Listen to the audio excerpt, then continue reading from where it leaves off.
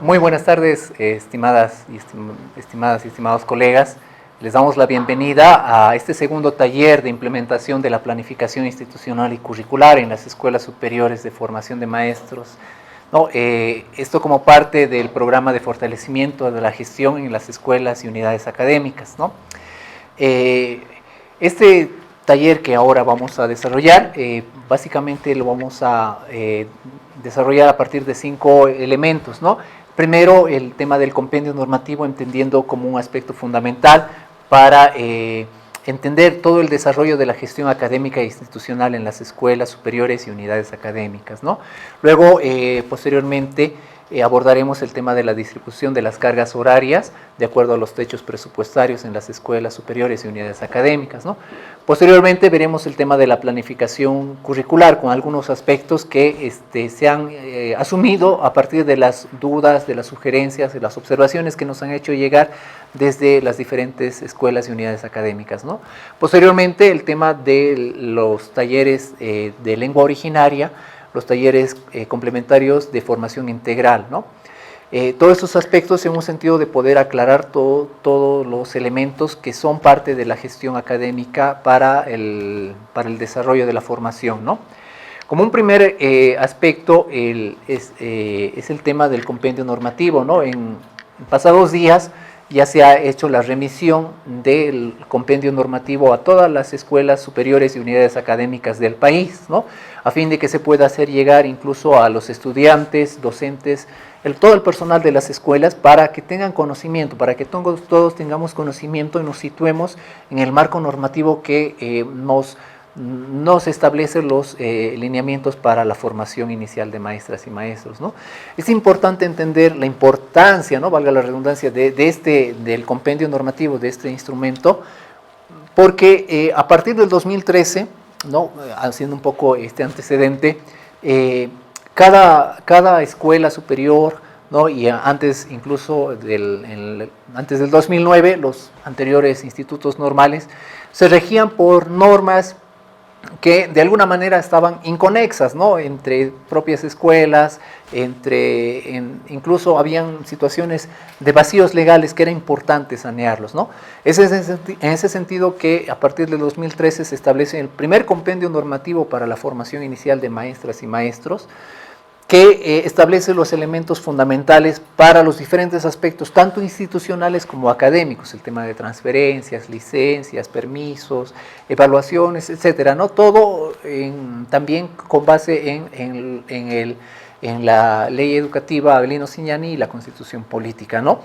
Y bueno, esto obviamente en su momento fue consensuado, fue analizado en diferentes instancias, con docentes, con directivos, con estudiantes, a fin de poder recoger justamente las necesidades y las inquietudes de los diferentes escenarios de la formación inicial de maestras y maestros, ¿no?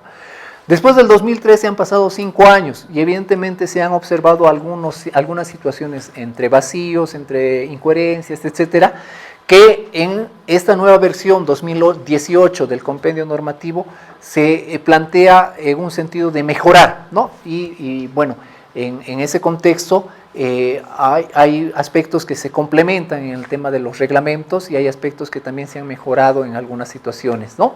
Entonces, este compendio normativo, el que ahora está en vigencia, el compendio normativo 2018, el vigente, nos establece el marco, reitero, para la gestión institucional y académica, ¿no? Toda la información que necesitamos para este tema de la gestión institucional y académica está en este documento, ¿no? Y claro, este documento nos establece 12 reglamentos fundamentales. El primero, el Reglamento General de las Escuelas Superiores. El segundo, el Manual de Organizaciones y Funciones de cada uno de los actores de la formación inicial, ¿no? Empezando desde el nivel directivo hasta el personal que participa en las escuelas, ¿no? Después está el Reglamento de Faltas y Sanciones, Reglamento de Residencias Estudiantiles, Reglamento de Licencias, Reincorporaciones, Reglamento de Creación, Conformación y Funcionamiento de los Consejos Educativos. Después está el Reglamento de Convivencia y Permanencia Estudiantil. Estos reglamentos que nos orientan un tema de gestión institucional, sobre todo, ¿no? Para poder orientar el desarrollo de la gestión de las escuelas y las unidades académicas, ¿no?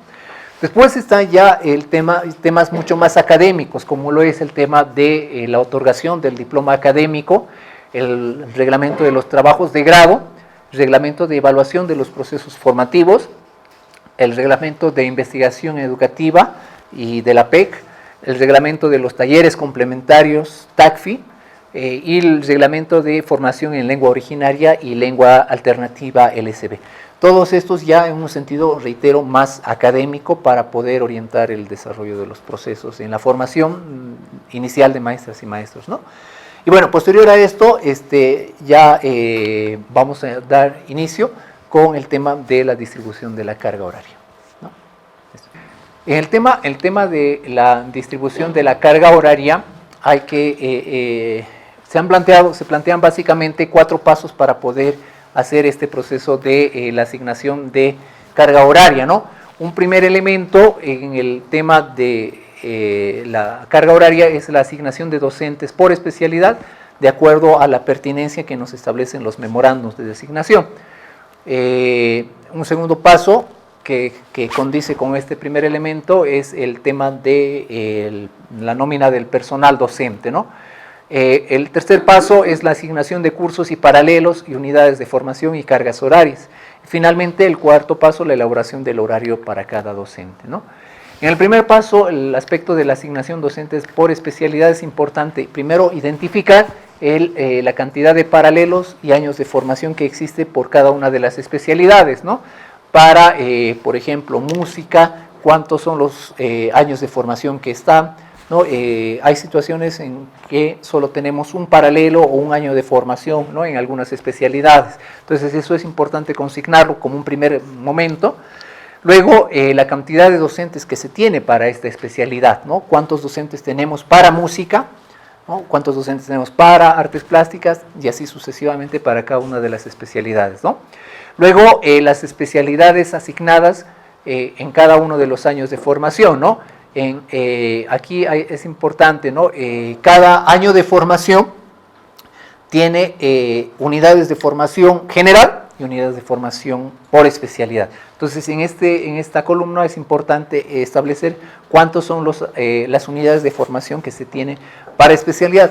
¿Esto por qué? Porque el criterio fundamental es que se establezca como primer elemento que cada docente, su primer aspecto de atención es la unidad de formación de especialidad, ¿no? Luego, la cantidad de unidades de formación a nivel global, cuántas unidades de formación existe en toda la especialidad, ¿no?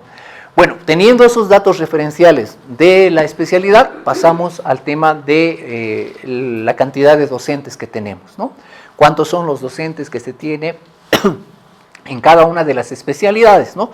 Detallando obviamente la especialidad, el nivel, la pertinencia académica, de acuerdo a su título de maestro y su título de licenciatura que tiene, ¿no? Posterior a este aspecto, luego se hace, hay un formato que bueno, en gestiones pasadas se les ha pasado como una sugerencia y lo vamos a volver a hacer, también como eso, como una propuesta, como una sugerencia para que lo puedan utilizar como elemento para organizar la planificación, la asignación de cursos y carga horaria, ¿no? Obviamente sobre esto ya cada escuela, cada unidad académica puede darle también algunos aspectos particulares de acuerdo a su característica, ¿no? Y en ese formato que les vamos a pasar, ahí pueden ustedes consignar los nombres de los docentes para las diferentes unidades de formación en cada especialidad para que puedan organizarse, ¿no? ¿Cuál es el elemento final que sí siempre, o mejor, ¿no? que tenemos que asumir en esta organización? Es que cada docente debe tener designada unidades de formación, ¿no? De acuerdo a este cuadro, debe tener cuántas unidades de formación, cuántos carga horaria y cuánta carga horaria va a tener y las actividades cocurriculares, ¿no? Esto bajo el criterio de que cada docente debe asumir una situación de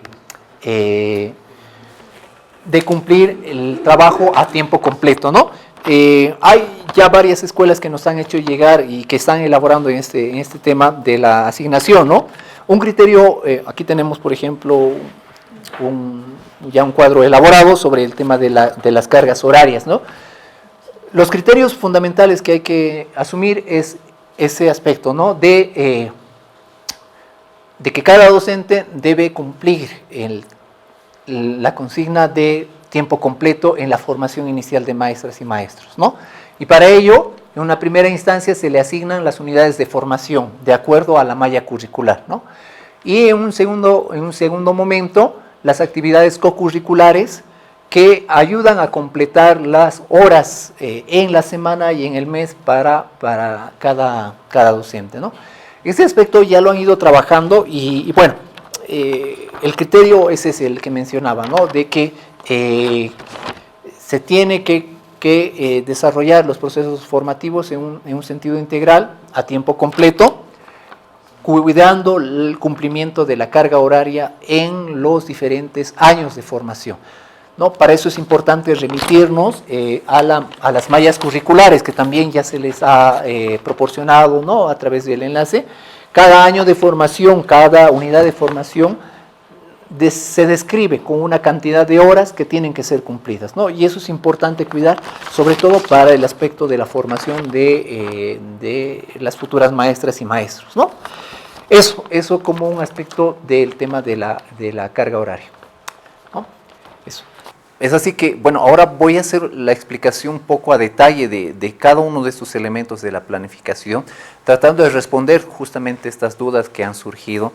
Y en algunos casos ustedes van a observar que se han planteado algunas situaciones de mejora para poder clarificar varios aspectos que han planteado justamente entre las dudas, ¿no? Bueno, un primer elemento es el tema de los datos institucionales, ¿no?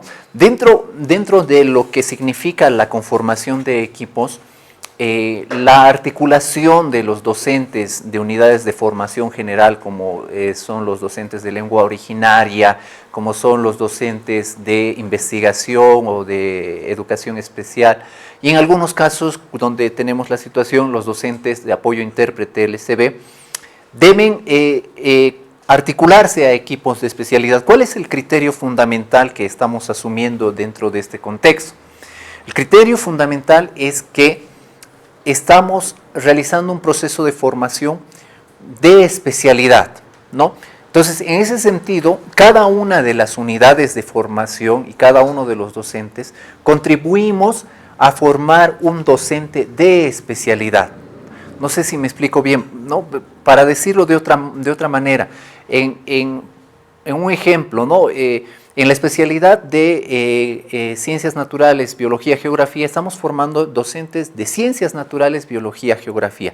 Ese es nuestro objetivo como escuela, como unidad académica, ¿no?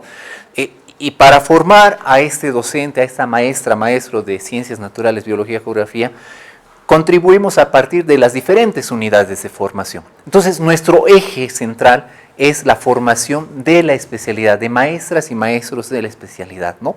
Y ahí es donde se articulan las diferentes unidades de formación, tanto de especialidad como de las unidades de formación general, ¿no? Y en ese sentido, reitero lo que al principio decía, dentro de los equipos que se conformen para hacer la planificación por fase semestre, tienen que estar articulados los docentes de lengua originaria, de investigación, de educación especial. No podemos generar una planificación específica para los docentes de lengua originaria o los docentes de investigación, porque estamos trabajando de manera articulada, de manera comunitaria, para poder formar un maestro de especialidad, ¿no? De la que fuera, ¿no?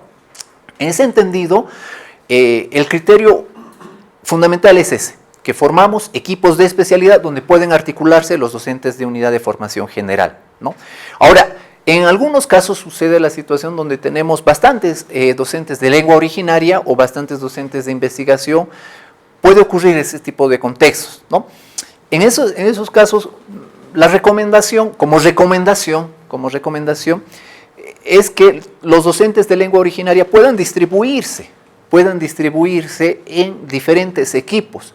Porque ¿cuál es el sentido también de lengua originaria? El tema de la lengua originaria es formar maestras y maestros con esa capacidad intercultural, ¿no ve? O sea, con ese sentido que nos establece la ley, que nos establece la Constitución, de una formación intercultural plurilingüe, ¿no? Y claro, ahí están también los elementos de la ley 269 que nos plantean aspectos fundamentales, ¿no? Entonces, cada docente de lengua originaria tiene que contribuir a ese aspecto en la formación de la especialidad, ¿no? Ese es un criterio. Un aspecto técnico que se ha visto como una limitante es, ahora, yo soy docente de lengua originaria, paso con la especialidad de matemáticas, educación física, paso con ciencias sociales, paso con varias especialidades, entonces tengo que reunirme cada vez con los diferentes equipos. No, o sea, aquí hay que tomar el criterio, un criterio, ¿no? Porque tampoco podemos generar este tipo de desgaste, porque no es correcto, no es que el docente de lengua originaria va a tener que hacer maratón para reunirse con todos los equipos, trabajar con todos los equipos, hay una actividad y justo choca, ¿no? No puede partirse, por decir de manera así, ¿no ve? Gráfica, el docente de lengua originaria no puede multiplicarse para poder estar en todos. De manera específica, de manera especial, tiene que articularse a un equipo. Se articula a un equipo. Con los demás equipos, con las demás especialidades, puede compartir sus contenidos de unidad de formación. Compartir, ¿no? Pero en el contexto de las actividades comunes, que más adelante lo vamos a ver, ahí es donde tiene que participar de una manera mucho más activa, ¿no? Pero en un sentido técnico, ya lo decía, ¿no? Es una limitante ese hecho de que el docente de lengua originaria, por seguir el ejemplo, no puede estar en todos los equipos, no puede multiplicarse. De manera específica tiene que situarse en un equipo y con el resto de las especialidades comparte sus contenidos para que se tomen en cuenta en ese sentido, ¿no ve? De que esos contenidos se llevan en esas especialidades, ¿no?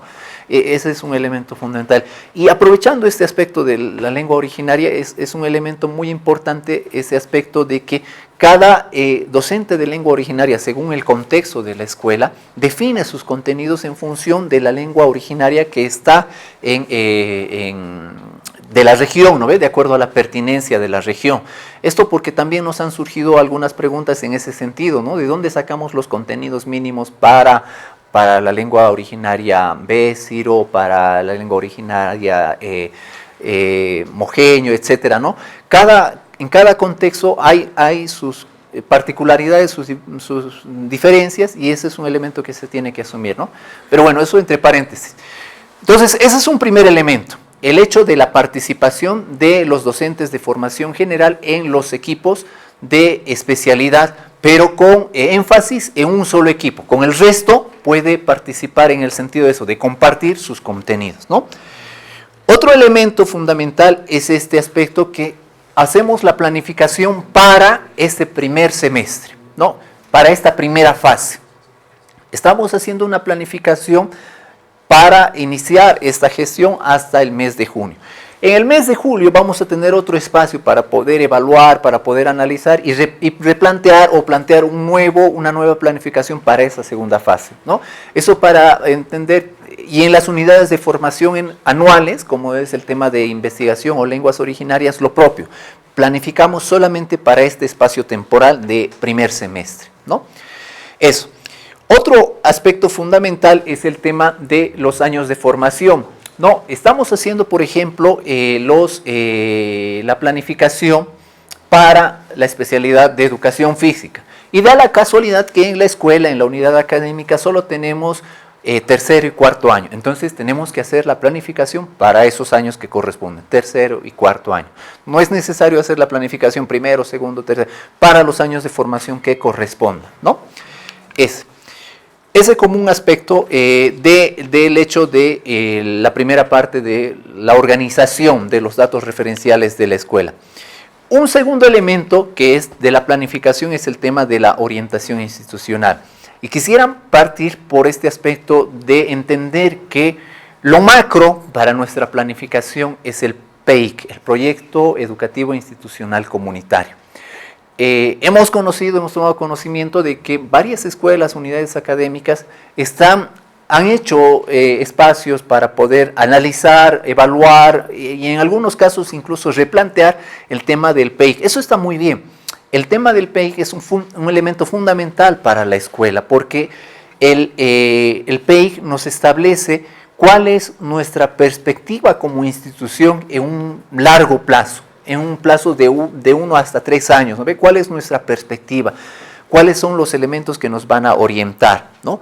A partir del PEIC está el elemento del PSP. El PSP es el aspecto que surge de este criterio que nos planteamos como institución, ¿no? Y bueno, ha sucedido lo propio, hemos tomado conocimiento de esta situación en varias escuelas, ¿no? Que están analizando, que están replanteando el tema del PSP, cuál puede ser su replanteamiento, etcétera, ¿no? Este tema del PSP, el anterior taller ya lo planteábamos en ese sentido, de que es un elemento propio de la institución y que debe generar el debate dentro de la institución. En el PSP no podemos establecer recetas o formas mecanizadas para hacer el PSP, ¿no? Es decir, cada escuela, de acuerdo a su contexto, urbano, rural, alejado, tiene sus características propias. En algunos contextos se dan las condiciones para poder trabajar de forma articulada con la comunidad, con las unidades educativas, y lo pueden hacer. En otros contextos no se da estas condiciones, entonces necesariamente se tiene que trabajar al interior de la escuela con un PSP propositivo, más bien para la comunidad, ¿no? En ese contexto, cada escuela tiene que hacer el análisis, el debate consensuado con todos los docentes, estudiantes, con todo el equipo, con toda la comunidad educativa, para ver cuál es la alternativa del PSP. Pero un criterio fundamental que no tenemos que perder de vista es que el PSP tiene que tener esa característica de constituirse una estrategia metodológica que permita desarrollar los procesos formativos, ¿no? Darle más vitalidad a la formación académica con el impacto en la comunidad, ¿no? No podemos plantear elementos del PSP que sean ajenos, que sean diferentes de la característica del PSP. Les sitúo un ejemplo que quizá pueda ser exagerado, ¿no ve? Pero valga para entender la situación. Suponiendo que la escuela superior es de formación inicial, ¿no? La unidad académica es de formación inicial. No podemos establecer un PSP que diga, por ejemplo, la elaboración de elementos tecnológicos para la venta de productos, ¿no? O sea, no, tiene que estar en esa relación con las capacidades, con las potencialidades que tiene la escuela, la unidad académica, ¿no? No puede estar distinto, no puede estar ajeno, quiero decir, ¿no? Bueno, tenemos el PEIC, tenemos el PSP como elementos fundamentales. El siguiente elemento que surge a partir de estos dos elementos orientadores, por decirlo así, es el objetivo de la especialidad, ¿no? Y en el objetivo de la especialidad, lo habíamos mencionado la pasada vez, hay que tomar mucho en cuenta cuál es el perfil de maestra, de maestro que queremos llegar. ¿Cómo debe ser nuestra maestra, maestro de educación física? ¿Cómo debe ser nuestra maestra, maestro de ciencias sociales? ¿Cómo debe ser nuestra maestra, maestro de la especialidad en la que estamos formando?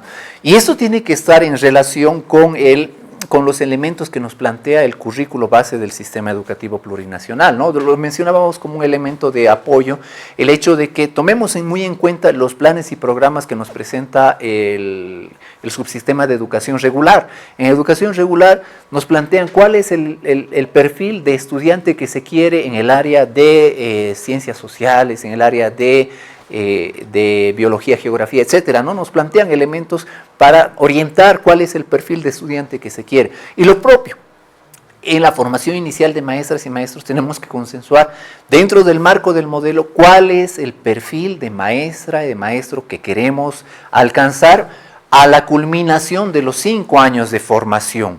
¿Qué tipo de maestra, maestro queremos, ¿no? Y en esto hay que ser bastante abiertos para poder escuchar también las críticas, las observaciones que nos hacen la sociedad, la comunidad misma, ¿no? respecto de la formación, respecto del tipo de maestra que queremos para generar esta transformación que nos plantea tanto la ley como el modelo educativo. A partir de ese objetivo de especialidad que tenemos que consensuarlo en equipo, surgen los objetivos para cada año de formación. Hemos establecido un objetivo, un perfil de maestra-maestro. Ahora, ¿cómo llegamos a esa meta, ¿no? A ese objetivo?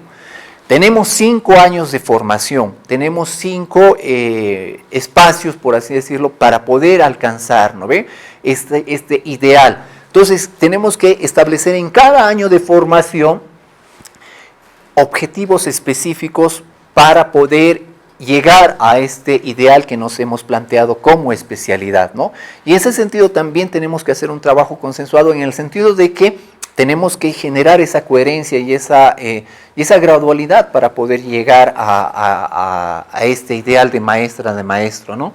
Entonces, en ese sentido, aquí viene el primer elemento que se ha hecho como ajuste en el tema del formato de planificación, ¿no? En el anterior formato de planificación solamente teníamos hasta esta parte del objetivo holístico de la especialidad, ¿no?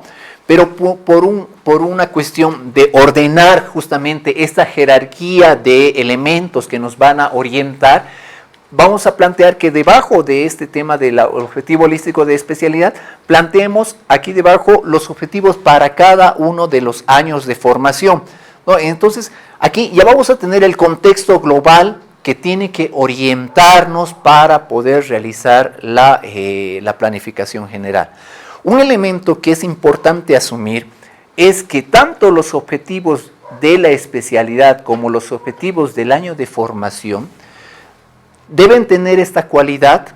Más adelante igual lo vamos a enfatizar, pero lo menciono ahora también para que asumamos esta idea. Deben tener la cualidad de que nos permitan generar los criterios de evaluación para las dimensiones del ser y decidir que se hacen a mitad de año. Es decir, aquí vamos a plantear un objetivo holístico de la especialidad, un objetivo holístico para cada año de formación, y esos elementos tienen que tener esa característica de que nos aporten, ¿no? Más adelante lo vamos a ver con un ejemplo mucho más claro, ¿no? Pero lo menciono nuevamente ahora. Esa característica, deben asumir esa característica para poder brindar los elementos para establecer los criterios de evaluación en las dimensiones del ser y decidir, ¿no?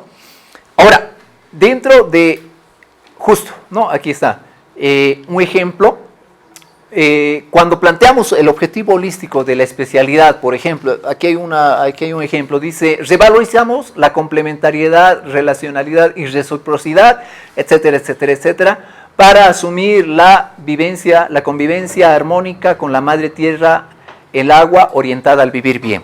Estos son 2 elementos del ser y decidir que se plantean en este objetivo holístico de la especialidad. Otro dice, en el objetivo holístico del año de formación, dice, promovemos la práctica de valores de convivencia armónica, etcétera, contribuyendo a la preservación y cuidado de la madre tierra y el agua. Estos elementos que estamos planteando como objetivos holísticos de la especialidad, primero que tienen que estar en relación con el PSP y con el PEIC de la institución. Es decir, que el PEIC y el PSP de la institución deben tener esos elementos de complementariedad, relacionalidad, reciprocidad, en el tema de la convivencia armónica con la madre tierra. Estamos suponiendo esto, ¿no? Segundo, que estos elementos deben plasmarse más adelante en los criterios de las dimensiones del ser y decidir que vamos a evaluar como equipo de especialidad, ¿no? Va a llegar un momento a la culminación de la primera fase donde vamos a realizar la evaluación de esas 2 dimensiones a los estudiantes, del ser y del decidir.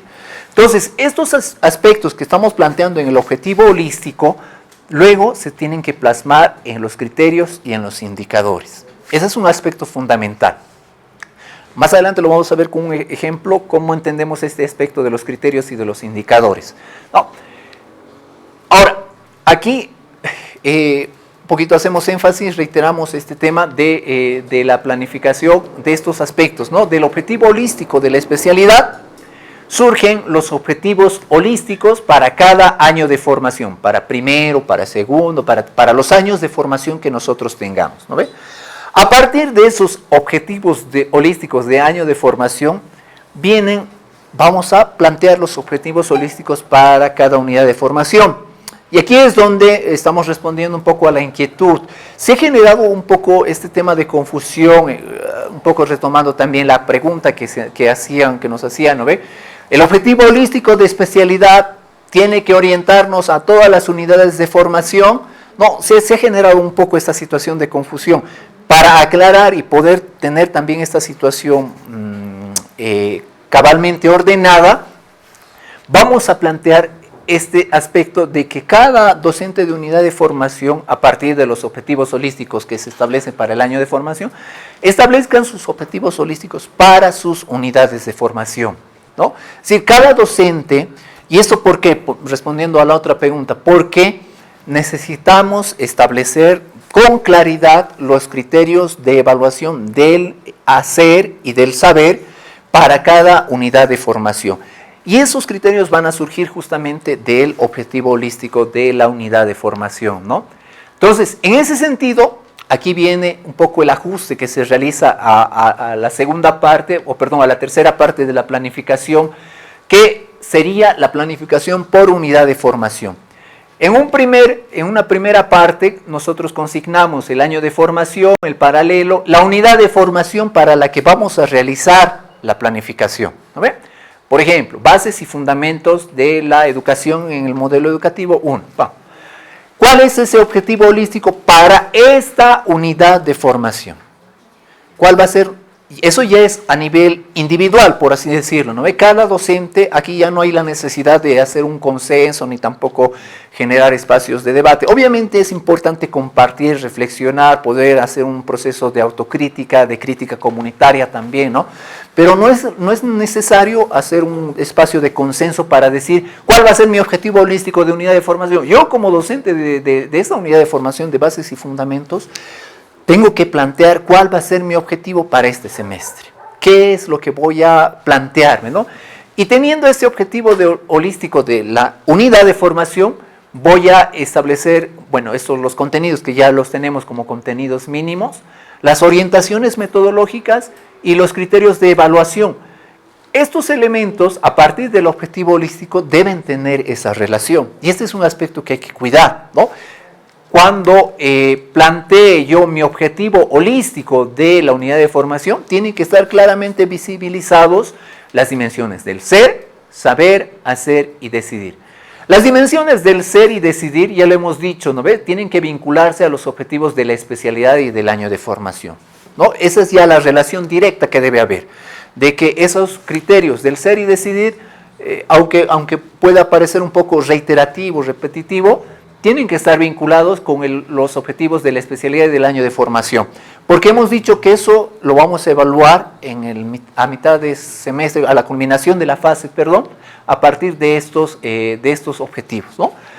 En cambio, los criterios del saber y del hacer tienen que plasmarse específicamente, los objetivos, las dimensiones del saber y del hacer tienen que plantearse específicamente en criterios de evaluación para la dimensión del saber y de hacer que va a evaluar cada docente. Y aquí en un sentido autocrítico, ¿no? Es importante entender que estos criterios de evaluación deben tener esa capacidad de poder evaluarse, medirse. Vamos a situar un ejemplo, no vamos a decir que sí o que no, pero vamos a situar un ejemplo para poder hacer ese análisis. Dice, caracterización de formas de organización de la política en el Abya Yala.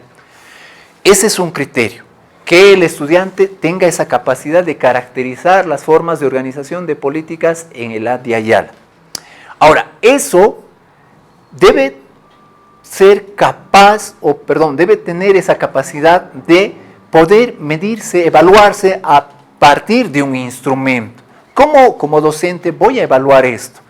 Puede ser a través de un ensayo, puede ser a través de un trabajo de investigación, puede ser a través de, deben haber los instrumentos, y esta es la pregunta que nosotros tenemos que hacernos, ¿no ve? Este criterio que yo estoy planteando, ¿cómo lo voy a evaluar? ¿Cómo lo voy a medir? Lo propio, ¿no ve? Aquí dice otro, interpretación iconográfica que permita construir concepciones de política acordes al proceso de descolonización. Este aspecto lo puedo evaluar, lo puedo medir. ¿Cómo lo voy a medir? ¿No ve? y así, ¿no? Ya habíamos mencionado por un criterio técnico que debemos plantear mínimo 5 criterios para la dimensión del saber y 5 criterios para la dimensión del hacer. Ahora, estos criterios deben tener esta característica de lo que significa la evaluación en el modelo educativo, ¿no? Debe ser integral, debe ser holístico y debe ser continua. No es que a la finalización, la última semana de clases, voy a evaluar esto. No. Estos 5 criterios tenemos la obligación de ir evaluándolos en el proceso, durante el semestre, ¿no? Durante la gestión, a través de lo que pueda significar trabajos prácticos, ensayos, investigaciones, diferentes actividades que se pueden plantear para poder ir evaluando estos criterios durante el semestre. Un elemento fundamental que es importante entenderlo es que el sistema del CIF Web, para poder ir colocando esto, va a estar habilitado todo este semestre. De manera de que cada vez que, por ejemplo, el día lunes viernes 2 de marzo, yo tomo una evaluación sobre este tema. Ese mismo día ya tenemos que ir subiendo las notas al sistema para que se pueda ir actualizando, ¿no? Esa es una cuestión técnica que es importante entenderla con base en la experiencia que hemos tenido gestiones anteriores. En gestiones anteriores hemos tenido el problema de que cuando habilitábamos solo un periodo para los exámenes, para las evaluaciones, todo el mundo entraba, todo el mundo quería colocar sus notas y el sistema se saturaba, se colgaba, se caía, etc. Y habían docentes que hasta a las 3 de la madrugada estaban esperando que haya señal, que el sistema pueda funcionar. Entonces, para evitar ese tipo de incomodidades que obviamente a nadie le agrada, es que estos temas de las evaluaciones deben ser continuas y paulatinamente que vamos realizando las evaluaciones debemos ir cargando las mismas, los resultados en el sistema, ¿no? Ese es un aspecto en el tema de los criterios de evaluación, tanto para el saber como para el hacer. Un elemento, y aquí vamos respondiendo también otra de las preguntas que se hacían, cómo las orientaciones metodológicas pueden articularse una sola y generar los 4 momentos, ¿no? Aquí hay que tomar un sentido muy importante, ¿no? Esto no debe ser un proceso mecanizado, no debería ser algo mecánico y que lo hacemos solamente por hacer, ¿no? Vamos a leer, por ejemplo, aquí lo que dice: diálogo comunitario en relación a prácticas políticas de los pueblos indígenas originarios, caracterizando las formas de organización de la política en la Vía Ayala, concientizando la política moral andina, amazónica, chaqueña para la toma de decisiones con enfoque sociocomunitario. Entonces, aquí lo que básicamente está planteando es diálogo comunitario, ¿no? Y este es un elemento fundamental de las orientaciones metodológicas, que debe haber un elemento activador del proceso, del ciclo metodológico. En este caso es el diálogo comunitario, ¿no? Con quiénes lo van a hacer, cómo lo va a hacer, esto ya son elementos ya más metodológicos, más operativos, ¿no? Pero lo que es importante situar en este tema de las orientaciones metodológicas, siguiendo lo que nos establece, ¿no? el ciclo metodológico, es que debe haber un elemento activador que pueda dinamizar el desarrollo. Y ese elemento debe ser un tema de relación, de contacto con una realidad, de contacto con un contexto, y eso no significa necesariamente hacer viajes, no significa necesariamente ir a otros lugares, ¿no ve? Puede incluso dentro del aula generarse estos procesos. Por ejemplo, aquí dice diálogo comunitario, se puede generar dentro del mismo espacio del aula ese diálogo comunitario, ¿no ve? Solicitar que hagan entrevistas los estudiantes, entrevistas previas, dialogar sobre esas entrevistas.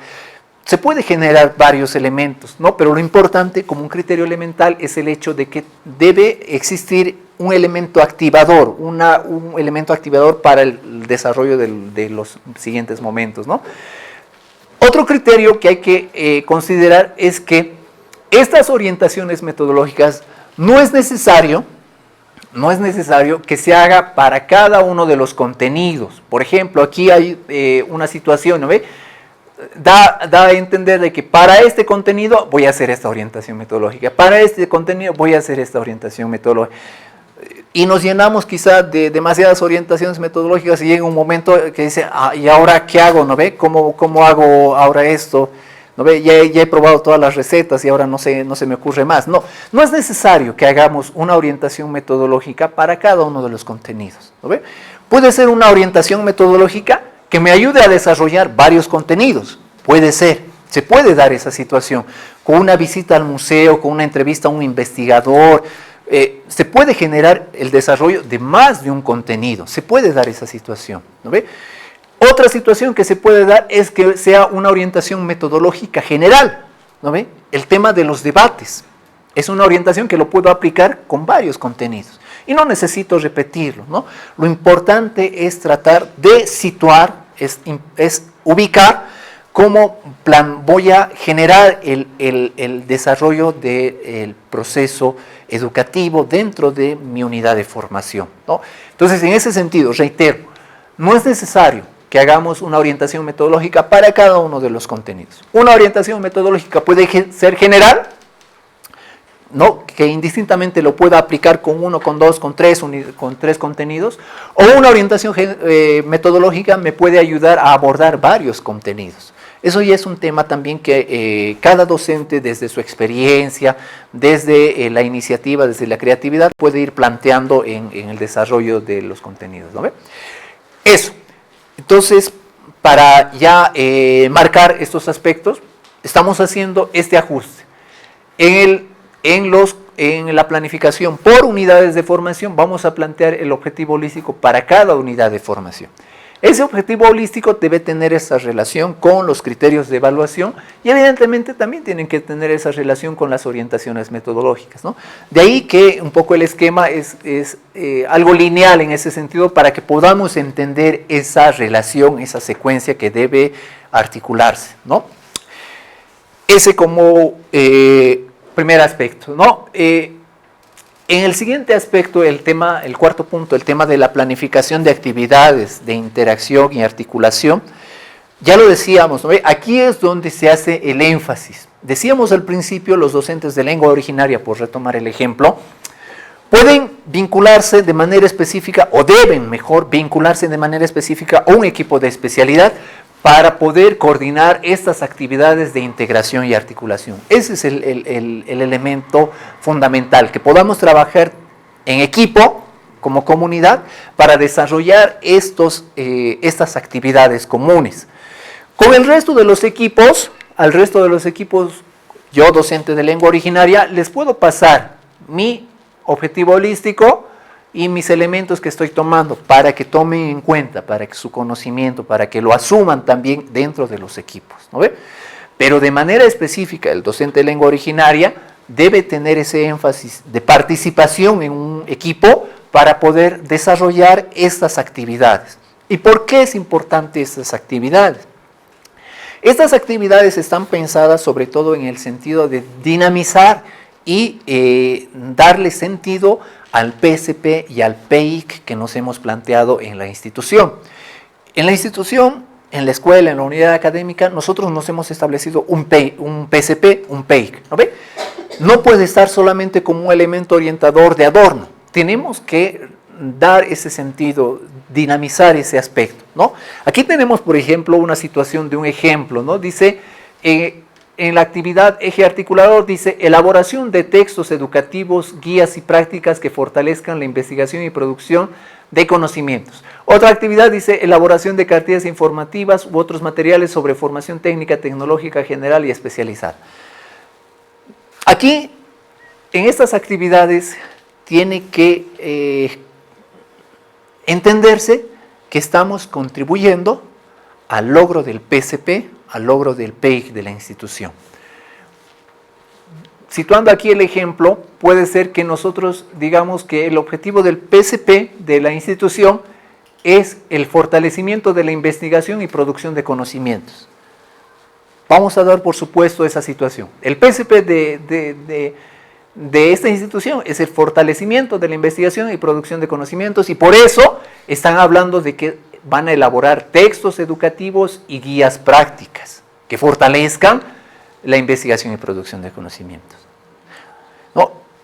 lo que quiero decir es que estas actividades como ejes articuladores deben tener esa característica de relación con el PCP, con el PEIG de la institución, para vitalizar ese aspecto de que el PSP es una estrategia metodológica que permite vincular la realidad del contexto con la formación de nuestras futuras maestras y maestros, ¿no? Entonces, en ese sentido, debe realmente, otra vez hacemos el énfasis, ¿no? A pesar de ser reiterativos, pero es importante, debe tener esa relación, estas actividades con el PSP. Y aquí nosotros decimos, por decir, siguiendo este ejemplo, elaboración de textos educativos, aquí ¿qué contenidos académicos están articulando? Instrumentos y materiales de dibujo, caligrafía normalizada, construcciones geométricas, proyecciones, normas, formatos, escalas y acotados, secciones y cortes. Esos son contenidos propios de una especialidad que se relacionan para poder desarrollar este objetivo. ¿Okay? Y en el producto, y aquí respondiendo una de las preguntas que nos planteaban, el producto debe tener esa característica, esa particular de que muestra evidencia de que ha sido un trabajo articulado, ha sido un trabajo comunitario, ¿no? Leamos el ejemplo que dice aquí, que brinde un aporte pedagógico y académico a la formación de especialidad, ensayo crítico, aquí seguramente se ha movido, ensayo críticos que brinde, ¿no?, un aporte pedagógico y académico, que brinde un aporte sociocultural, contexto de la comunidad, que brinde un aporte de logros de objetivos del PEC, del PSP, de la escuela. Bueno, un criterio fundamental para este tema de los productos es que el producto debe tener esa característica que ha sido generado por todo el equipo. Y cuando decimos por todo el equipo, no quiere decir que cada uno de los docentes del equipo tiene que tener su propio producto, sino que debe realmente ser un resultado del trabajo comunitario, de la participación de todos los docentes de la especialidad en esa actividad. Y el producto que se plantee no necesariamente debe ser así marcado, ¿no ve? Hasta aquí es pedagógico, hasta aquí es sociocultural, hasta aquí es comunitario. Debe tener esas características: pedagógico, sociocultural y comunitario. Pero no significa, ¿no ve? Estito es académico, estito es sociocultural y estito es comunitario. Debe tener esas características en un sentido integral. Ahora, en ese contexto tampoco quiero decir que solo debe haber un producto que tenga esas características. Puede ser uno, puede ser dos, pueden ser tres, los productos que sean necesarios, pero que tengan esas características, que brinden un aporte pedagógico a los estudiantes, que brinden un aporte sociocultural en el contexto de la comunidad y que aporten de manera específica en el logro del PSP, ¿no? Y claro, en ese aspecto es importante entender que, por ejemplo, aquí está, en este ejemplo está reiterativo, dice elaboración de textos, elaboración de textos, elaboración de... Pareciera que cada uno de los docentes va a hacer su propio producto. No, basta con mencionar qué actividad vamos a hacer y los productos que vamos a tener como equipo, todo el equipo de la especialidad, ¿no? Y ahí, claro, tiene que visibilizarse. Ahora, aquí la cantidad de actividades también es importante entenderlo en un sentido comunitario, ¿no ve? Por decir, en la especialidad tenemos, perdón, en la escuela, en la unidad académica tenemos 4 especialidades, entonces debe haber ese espacio, ¿no ve? Para que por decirlo así de una manera gráfica, para que no nos pisemos entre nosotros. No, nosotros teníamos una actividad de esta fecha, no, nosotros también. ¿No? Debe haber también un espacio de diálogo para poder coordinar este tipo de actividades entre los diferentes equipos de especialidad. Recordemos que no es solamente poner actividades por poner actividades, sino el sentido que tenemos que asumir es cómo aportamos desde nuestra especialidad al logro del PSP, ¿no? En ese aspecto. Ahora, retomando este elemento de la evaluación de los criterios del ser y decidir, decíamos, ¿no ve? Que estos criterios, deben ser asumidos a partir del objetivo holístico que nos hemos planteado en la especialidad y en los años de formación. Aquí situáramos un ejemplo. Dice criterio, revalorización de valores de complementariedad, relacionalidad y reciprocidad. Ese es el criterio. Entonces, asumimos, aquí estamos asumiendo que el objetivo holístico en la dimensión del ser, de la especialidad, aborda el tema de revalorizar los valores de complementariedad, relacionalidad y reciprocidad. Ese aspecto tenemos que asumir, ¿no? Porque debe estar con esa relación. Y claro, ya aquí nosotros planteamos los indicadores. ¿Cómo vamos a poder visibilizar este criterio? Participación activa en organización y realización de actividades programadas, demuestran solidaridad, ayudando de manera voluntaria a sus compañeros en distintas actividades, respeta y promueve la participación de sus compañeros. Son elementos que nos van a permitir evidenciar si este criterio se está asumiendo por los estudiantes en el ser y por el contexto global del curso, del paralelo en el decidir, ¿no? Aquí hay que entender bien este aspecto de que la dimensión del ser nos va a permitir evaluar a nosotros como equipo de filosofía, por ejemplo, docentes de filosofía. En la dimensión del ser vamos a evaluar a cada uno de los estudiantes con base en estos criterios. Vamos a decir, Juan Pérez, a ver, ha tenido participación activa, demuestra solidaridad, respeta y promueve, ¿qué tal? ¿No? Entonces vamos evaluando en el contexto del equipo para poder evidenciar estos elementos, ¿no? Y en el decidir, aquí el aspecto es en un sentido más integral del paralelo. Aquí dice recuperación de saberes y conocimientos que aporten a la formación integral y holística de los estudiantes de la especialidad de educación en valores, espiritualidad y religiones, ¿no? Entonces aquí debe haber un indicador que nos permita ver que el curso ha generado este tema de recuperación de saberes y conocimientos, ¿no? Como curso. En la dimensión del decidir evaluamos eso, al paralelo, ¿no? Eso. Y evidentemente los indicadores, como decíamos, tienen que permitirnos poder evaluar estos aspectos que están en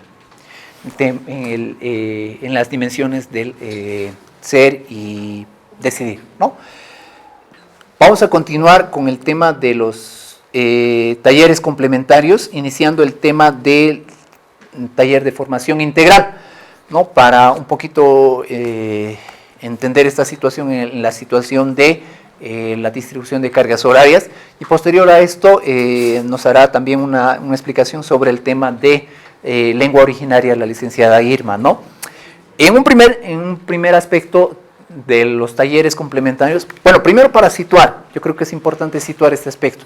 Dentro de las escuelas superiores hay tres tipos de talleres complementarios que deberíamos realizar. Uno son los talleres complementarios de formación integral, sobre formación artística y formación técnica tecnológica. Otros es el taller complementario de lengua originaria, que nos los va a explicar la licenciada Irma, y otro es el taller complementario de lengua alternativa, que de alguna forma se está planteando en el marco de la ley integral para personas con discapacidad, ¿no? Y en el marco también del enfoque de la educación inclusiva que tenemos que asumir. Primero, el taller de formación integral complementario de formación integral, primer elemento que hay que entender es que estos talleres no son parte de la carga horaria de las unidades, de las especialidades ni de los años de formación. Estos talleres se deben desarrollar fuera de los horarios que están en las unidades de formación, es decir, fuera de la carga horaria, ¿no? En ese sentido, de acuerdo a lo que está en el compendio, el elemento que es importante entender es que en los primeros 2 años, primer y segundo año, se debe realizar la formación artística, ya sea en música, teatro, danza, elementos artísticos que aporten a la formación integral de los estudiantes. Y esto hay que entenderlo también en el contexto de la especialidad que se está formando. Por decir un ejemplo, ¿no ve? En educación inicial, las escuelas que tienen educación inicial como especialidad deben hacer el énfasis en el tema de música, de interpretación de instrumentos, ¿no? para que los estudiantes también adquieran esas capacidades para poder desenvolverse en su práctica, ¿no? En el caso de educación física, por ejemplo, ¿no? Por decir un ejemplo, el tema de la danza es un aspecto muy importante también para los estudiantes, para el tema de la coordinación, etcétera, ¿no ve? Esos son aspectos que hay que asumirlos desde las especialidades que se tienen en la escuela, ¿no? Y en tercer y cuarto año se debe hacer el énfasis en la formación tecnológica, ¿no? En el uso de instrumentos tecnológicos, recursos tecnológicos, ¿no? Que pueden aportar también al ejercicio de la profesión de las futuras maestras y maestros, ¿no? Ahora, en este aspecto de la formación integral, de los talleres de formación integral, hay dos elementos. Uno, que se puede desarrollar a través de docentes que tengan alguna especialidad o algún curso, alguna preparación en el contexto, ¿no? Pero esto sobre todo para las escuelas superiores que tengan del área dispersa, de áreas alejadas, ¿no?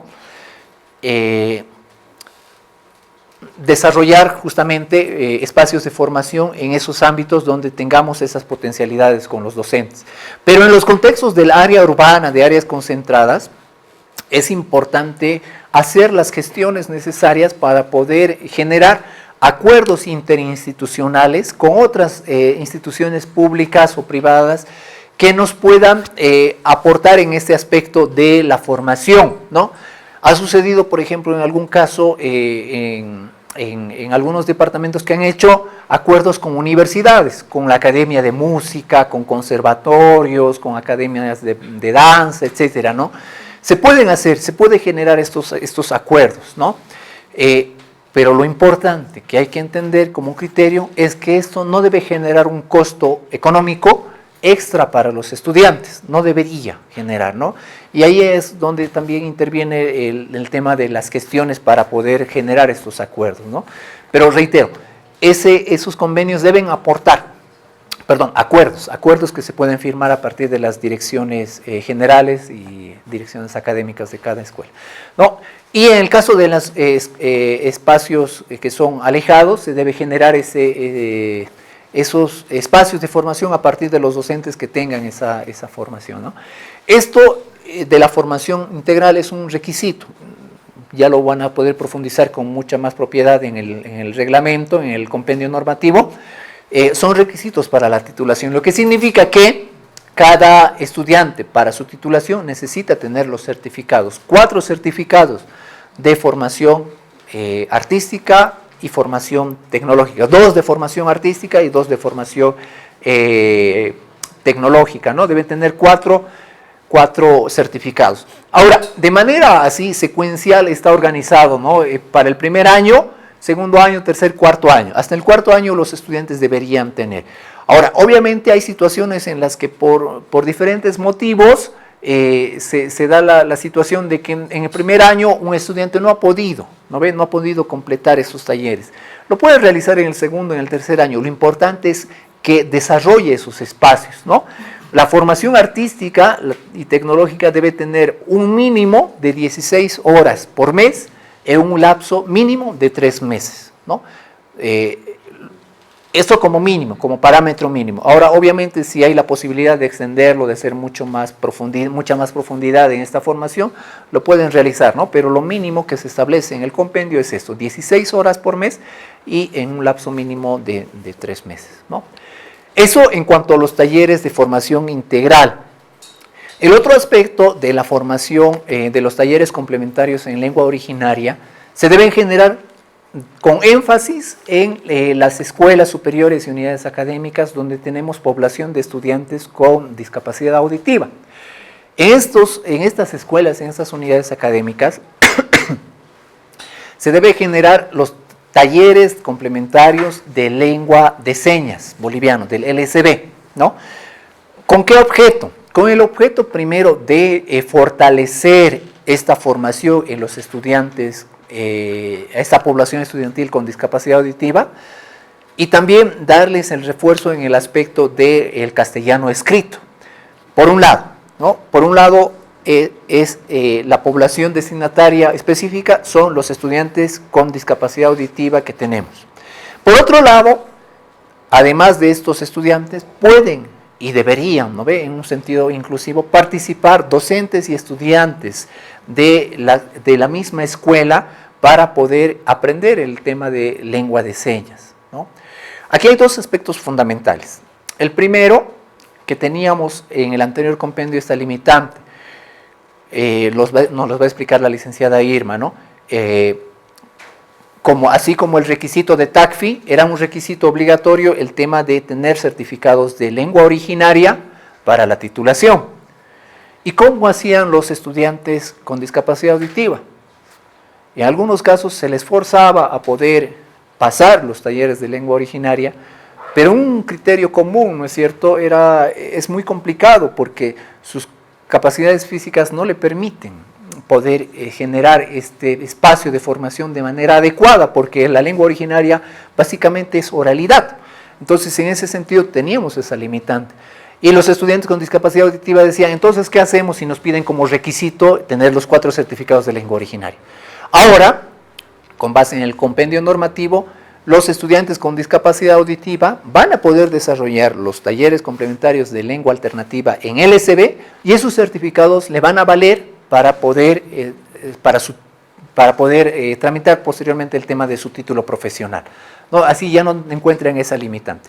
Ese es un aspecto elemental, ¿no? de que los estudiantes con discapacidad auditiva ahora tienen esa posibilidad para poder fortalecer, por un lado, su formación en lengua de señas, y por otro lado, cumplir con los requisitos que se establece el reglamento, ¿no? Que establece el reglamento.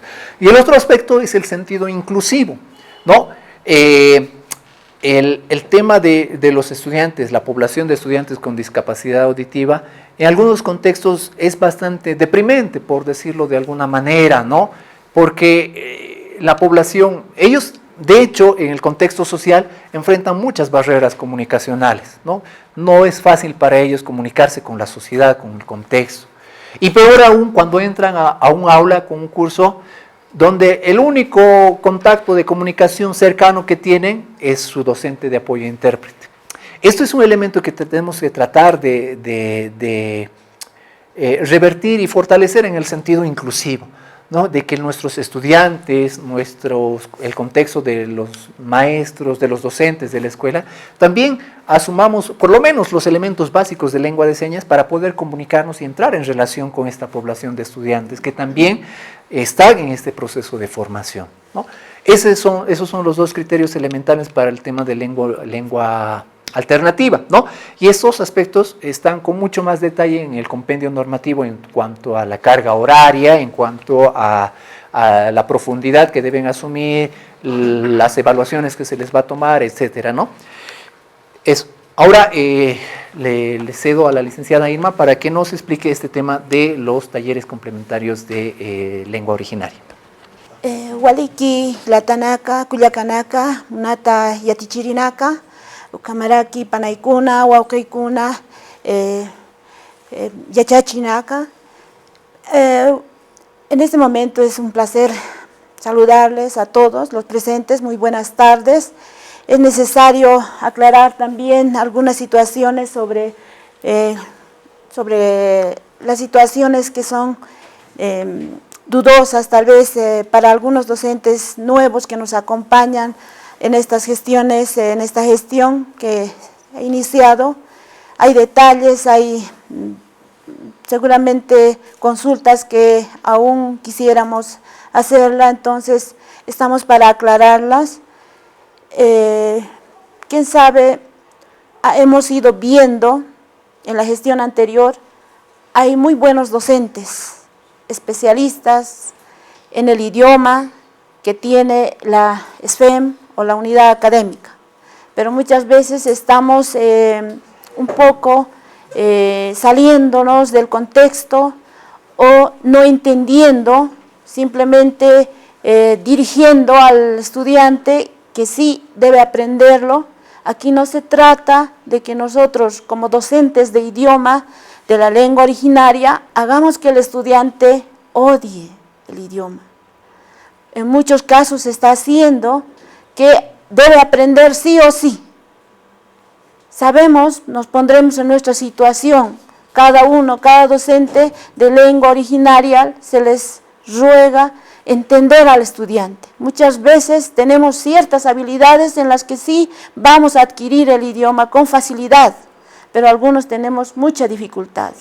Entonces, el docente que va a llevar la unidad de formación lengua originaria es el mismo docente que va a complementar con el TECLO, que es el taller complementario para hacer la práctica, ¿ya?, del estudiante.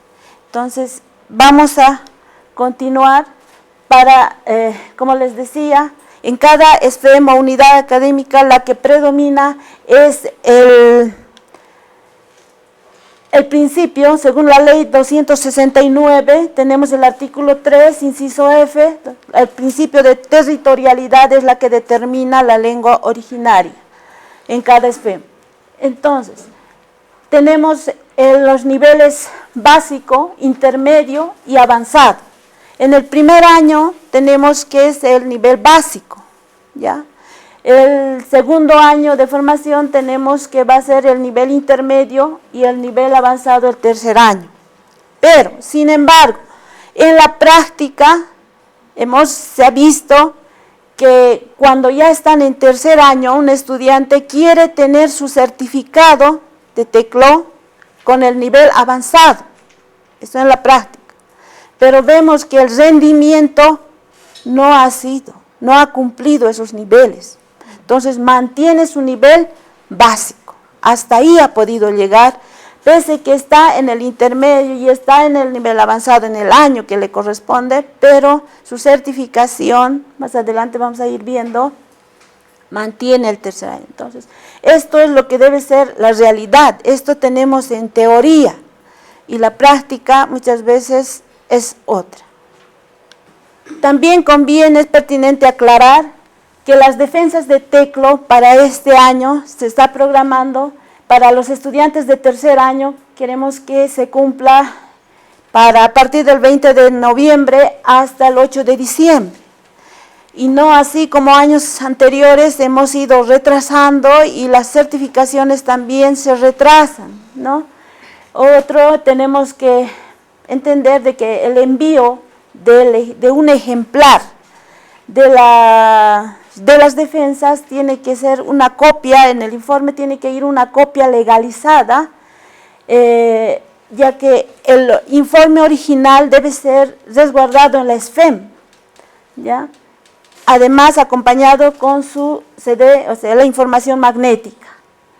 Cada docente, o sea, muy bien firmada por la comisión, los docentes de la ILC y los directivos, para que la certificación corresponda de acuerdo a los informes. También, otras orientaciones que necesitamos tener conocimiento para los trabajos escritos de las defensas.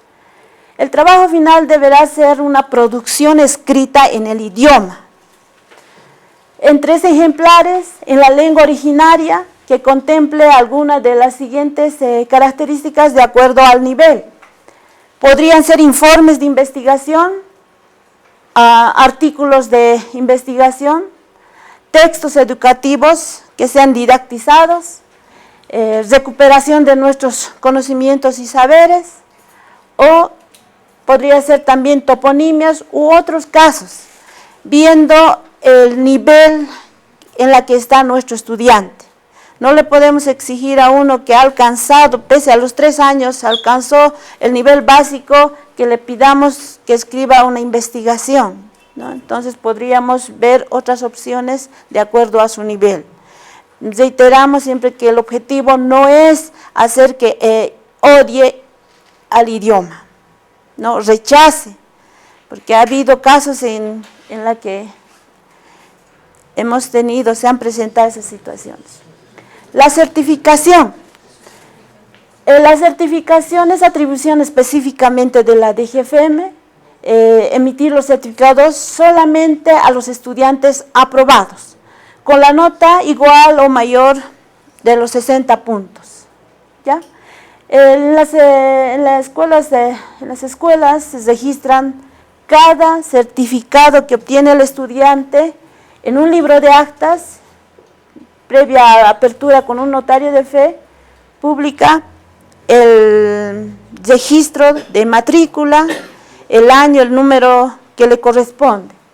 La entrega de los certificados se desarrollan en un acto público, podría ser un acto especial, previo bajo la recepción de una firma del estudiante, ¿no?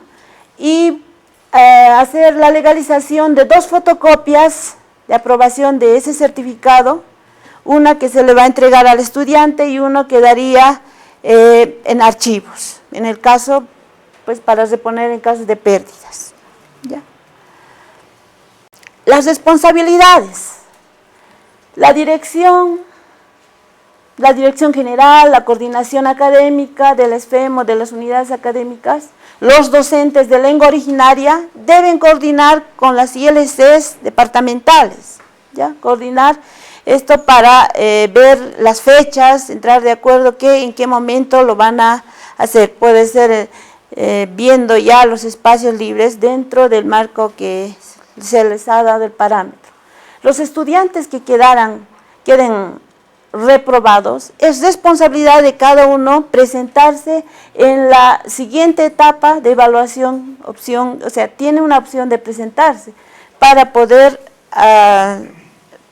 aprobar, ¿no? Ya que cada estudiante es responsable de participar en los procesos de defensa de TECLO de su proceso de formación, ya que todo documento e informes deben ser archivados, decíamos, por especialidad, por año y formación en la unidad de CARDEX. Aquí les presento un ejemplo de la base de datos, ya que se vio de que esta base de datos se les ha transmitido a todos, pero muchas veces algunos elaboraron su propia base de datos, nos enviaron y no coincide, digamos, para el archivo mismo, nos han traído ciertos problemas. Además, reiterar de que se haga una previa revisión. Sabemos que es difícil enviar los documentos, luego que tenga errores, retornar también, entonces tendremos mucho cuidado, se les recomienda por favor a los que no tienen la siguiente base de datos, se les va a enviar, hagan su solicitud. Es un ejemplo para ver, porque aquí tenemos registrados todos los datos necesarios cuando la unidad de formación, su año de admisión, aprobación, reprobación, la nota, su puntaje que tiene, la especialidad, la unidad de formación en la que está la especialidad, y también tenemos la escuela que contempla el año en que está haciendo su defensa de TECLO. Entonces, aquí el ejemplo que hemos traído es para que tengan conocimiento en el caso de los docentes nuevos que nos acompañan en esta gestión, docentes de lengua originaria. Para terminar, en nuestras escuelas tenemos 9 lenguas originarias, pero es difícil muchas veces, pero las que tenemos, ¿no? Yuspagara, Chapié, Pachi y Yasurapay, en las que hemos podido conseguir. Muchísimas gracias y espero que podamos apoyarles mucho más. Adelante.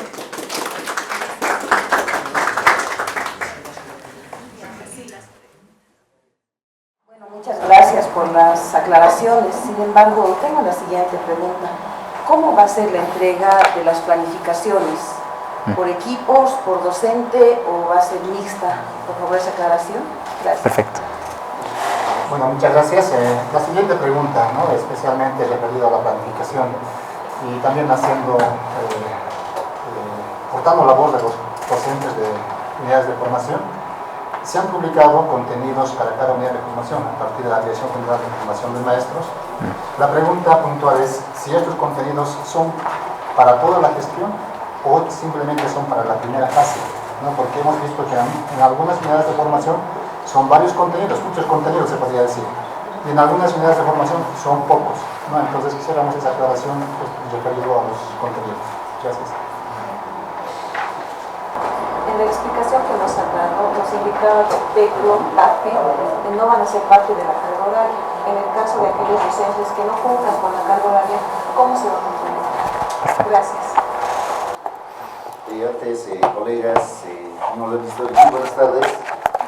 Soy docente de electrónica de la Escuela Superior de Formación de Maestros Calomana.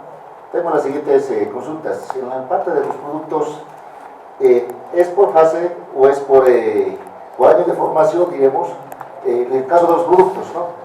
La segunda pregunta, en el punto número 5, donde dice los criterios de evaluación, ¿va a ser por año de formación o va a ser por especialidad, digamos, ¿no? Esas son las consultas que quería tener. Bueno, muchísimas gracias por las inquietudes, ¿no? Importante aclarar también estos aspectos que quizá no han sido cabalmente explicados, ¿no?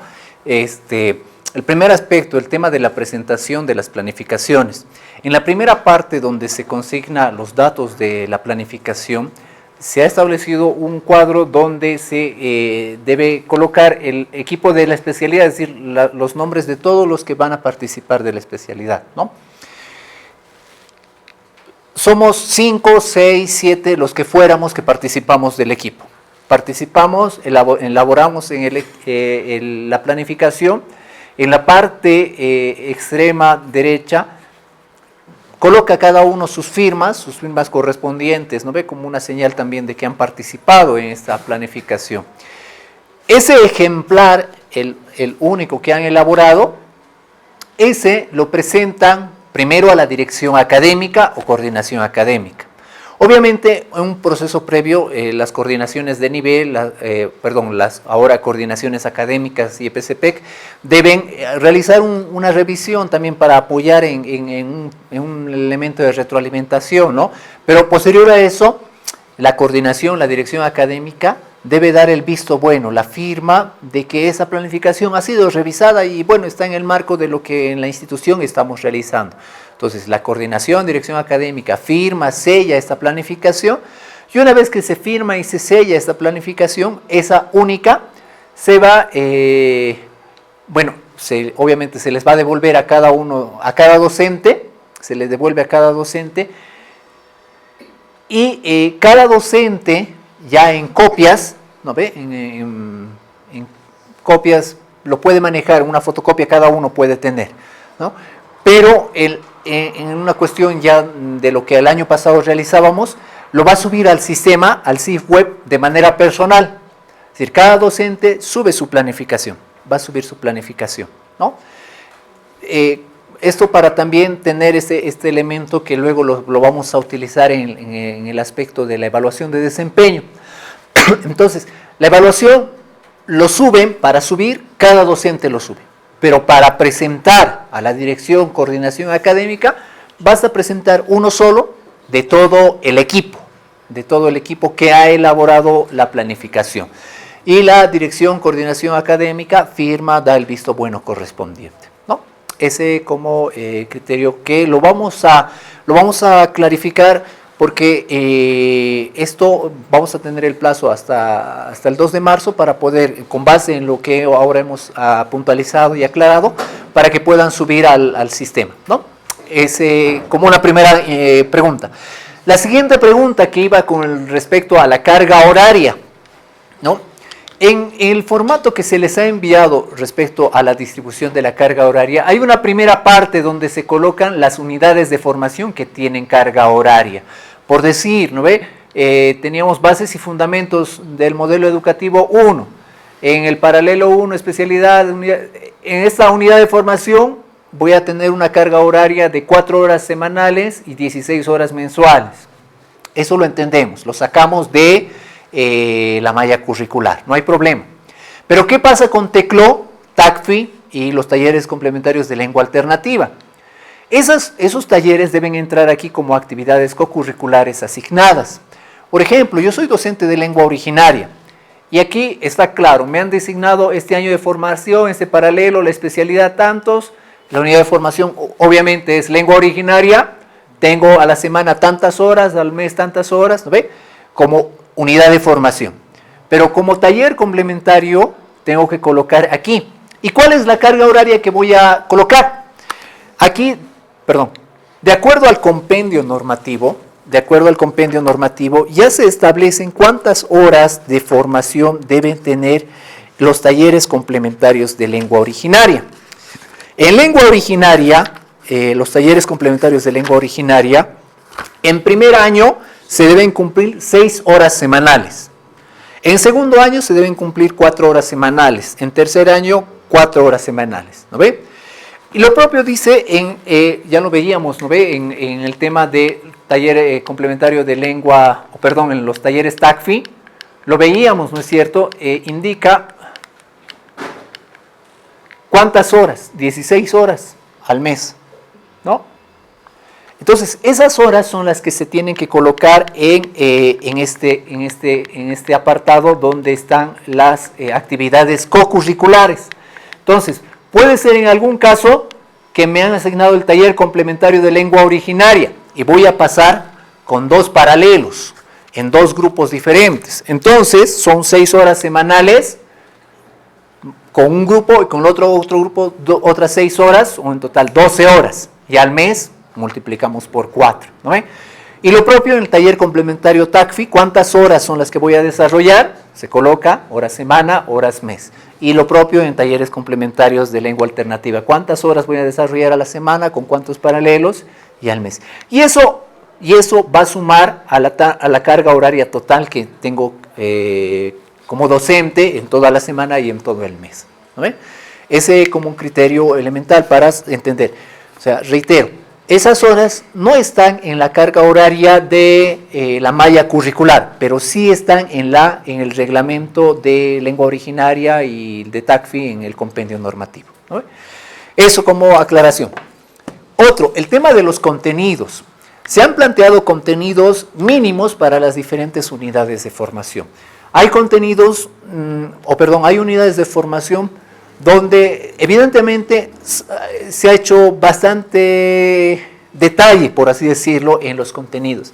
Y eso ha sido también por un proceso que se ha generado en anteriores gestiones donde nos han enviado los aportes de contenidos. Y yo creo que es también importante este espacio para mencionar ese aspecto, ¿no? Los contenidos que se plantean como mínimos son eso, contenidos mínimos. Sobre la base de estos contenidos mínimos es importante que cada docente pueda ir aportando y contribuyendo para profundizar en estos contenidos. Y nosotros como Ministerio, como Dirección General de Formación de Maestros, vamos a estar siempre abiertos a que nos puedan enviar, si por ahí surgen elementos que ustedes consideren importantes, que se tienen que tomar en cuenta como contenidos, envíenlos. Y ahí vamos a ir retroalimentando en este aspecto, ¿no? El aspecto de estos contenidos, en el esquema que se ha enviado, claramente dice si es para el primer semestre o es para el segundo semestre. Y en el caso de las unidades de formación anual, dice anual, ¿no? Está especificado anual. Entonces, eso para ubicarnos si los contenidos que se plantean son para el semestre o para el año, ¿no? Porque tenemos variedad, ¿no es cierto? En primer y segundo año, todas las unidades de formación son anuales.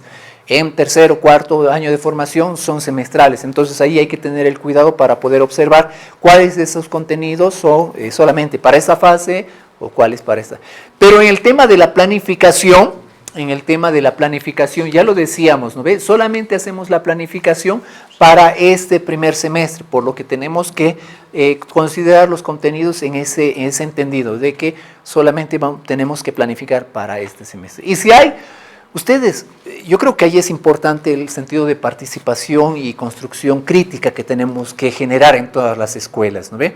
Si ustedes consideran que hay algunos contenidos que no se están planteando en un sentido secuencial, por así decirlo, ustedes plantéenlo y envíen las sugerencias a la Dirección General de Formación de Maestros para que podamos hacer el análisis y tratar de también socializarlo, compartirlo con todas las escuelas para poder enriquecernos mutuamente en este proceso, ¿no? Eso como elemento de los contenidos. El tema de los productos es un es una situación que hay que analizarlo a nivel de equipo, ¿no? A nivel del equipo de la especialidad. El producto que se plantee debe ser para este primer semestre, para esa primera fase, primer elemento.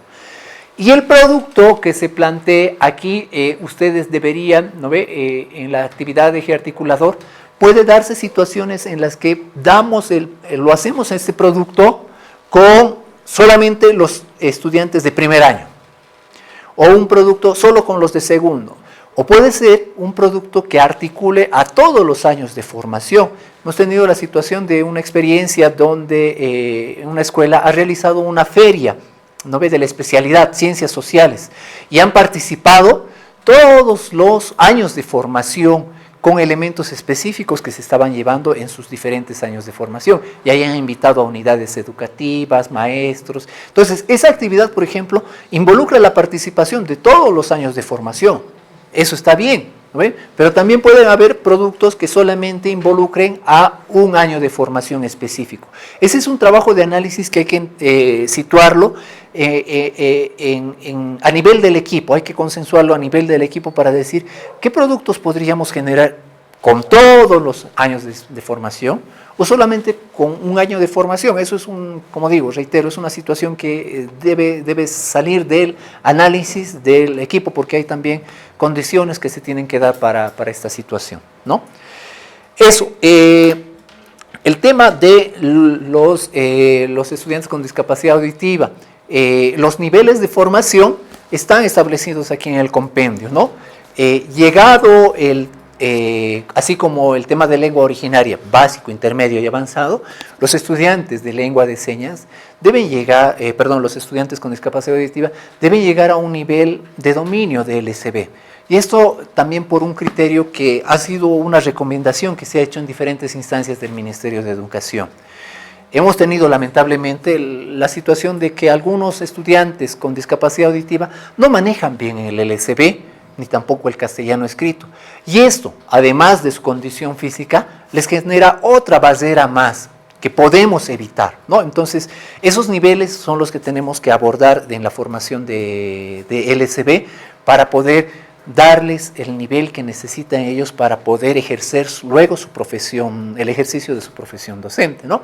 Y evidentemente, los que pasen, los estudiantes con discapacidad auditiva, que pasen LSB, no están obligados a pasar lengua originaria, porque ya su certificado de LSB que se les va a otorgar, ya les va a convalidar en su certificado. Entonces, no es obligatorio que pasen. Pero hemos tenido en alguna situación el caso donde los estudiantes con discapacidad auditiva quieren pasar lengua originaria. No hay ningún problema, pero aquí también una recomendación que es importante entender, lo que decía la licenciada Irma, ¿no? Este aspecto de la lengua originaria no es pasar por pasar, ¿no? O sea, debe tener su sentido realmente que asumen el modelo. Y uno de los aspectos fundamentales es el tema de la oralidad de la lengua originaria, ¿no? Entonces, tampoco por una situación de lástima, digamos, entre comillas, podemos admitirles a los estudiantes con discapacidad auditiva y aprobarles cuando no están desarrollando lo que tienen que desarrollar, que es la oralidad en lengua originaria, ¿no? Eso como un aspecto. Para los estudiantes que son oyentes, el tema de la lengua originaria es obligatorio. Y el tema del LSB es alternativo, es una opción que ellos pueden tomar o no tomar, pero para los estudiantes oyentes la lengua originaria es obligatoria. No pueden asumir LSB como sustitución a la lengua originaria. Pero en el caso de estudiantes con discapacidad auditiva tenemos esa situación, ¿no? Eso, no sé si hay por ahí alguna otra duda o... Una aclaración con relación a los equipos. Sí. Tengo la siguiente duda. En esta planificación que se ha presentado, si el equipo es del primer año de artes plásticas, los 8 docentes son parte de ese equipo y hacen esta planificación, o esta planificación está en función de que el equipo está conformado por, en artes plásticas existe primero, segundo, tercero y cuarto año. Este equipo está formado por los 4 años, entonces en la segunda parte se tendría que subdividir en el primer año los docentes de primer año, de segundo año, y entonces crecería las firmas del equipo de Sí. especialidad. Sí. Esa es la- Sí, está bien, está muy bien. El criterio que estamos asumiendo, lo que decía al principio, es enfatizar la formación por especialidad. Entonces, en ese sentido, la conformación de los equipos debe procurar el aspecto de integrar a todos los docentes de la especialidad, lo que involucra a los de primero, segundo, tercero, cuarto, ¿no? ¿Para qué? Para que guardemos esa relación luego que hacemos en el tema de los años de formación, ¿no? Para que no sea que los de primero están por un lado, los de segundo por otro lado, ¿no? Sino para que podamos articular.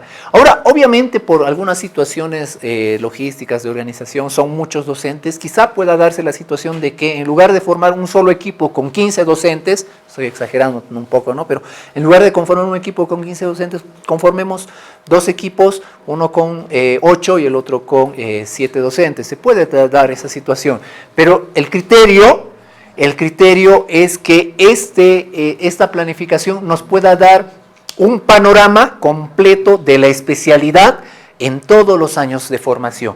Y obviamente aquí lo que tenemos es esta situación de que consignamos para primer año de formación cuáles van a ser las unidades de formación y describimos, ¿no? Luego, seguido de eso, hacemos el otro para segundo, lo propio, ¿no? Para tercero, lo propio. Entonces, ahí, reitero, el criterio es tener ese panorama completo, integral, de la formación en la especialidad, con esa secuencia coherente que debe haber desde primero hasta cuarto año de formación. Hasta cuarto año de formación que ahora tenemos, ¿no? Eso, bueno, muchísimas gracias por su participación, por los aportes. Esperamos realmente que podamos continuar trabajando en esta tarea de fortalecer la formación en el sentido, en los elementos que nos plantea la Constitución, la ley, a fin de responder a todo esto a los desafíos de la construcción de nuestro Estado, ¿no? Y mejorar, fortalecer nuestra educación. Muchísimas gracias a todas y todos.